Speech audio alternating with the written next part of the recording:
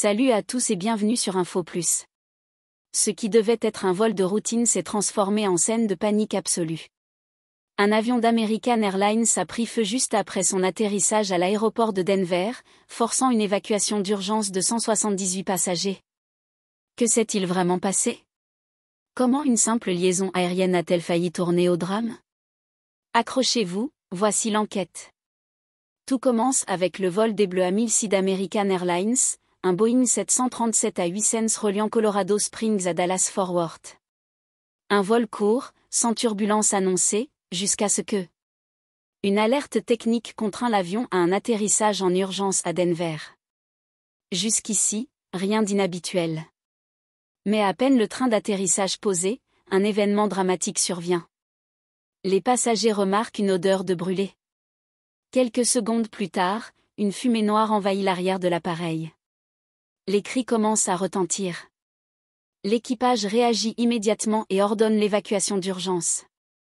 Les portes de secours s'ouvrent, les toboggans sont déployés. Mais pour certains, l'urgence les pousse à prendre un autre chemin, l'aile de l'avion. Le personnel de bord guide les passagers avec calme et professionnalisme. En quelques minutes, tout le monde est à l'abri. Bilan, aucun blessé grave, mais 12 personnes hospitalisées pour blessures légères. D'après les experts, le problème viendrait d'un moteur qui aurait pris feu suite à un dysfonctionnement interne. La FAA a immédiatement ouvert une enquête pour déterminer les causes exactes de cet incident. Mais ce n'est pas un cas isolé. Depuis plusieurs mois, Boeing est sous le feu des critiques pour des problèmes de sécurité répétés. Rappelez-vous l'incident du 737 MAX dont une porte s'est détachée en plein vol. Faut-il s'inquiéter? Cet incident remet en lumière les problèmes de contrôle qualité chez Boeing. Entre retard de production, erreurs techniques et incidents en vol, l'image du géant de l'aviation se dégrade.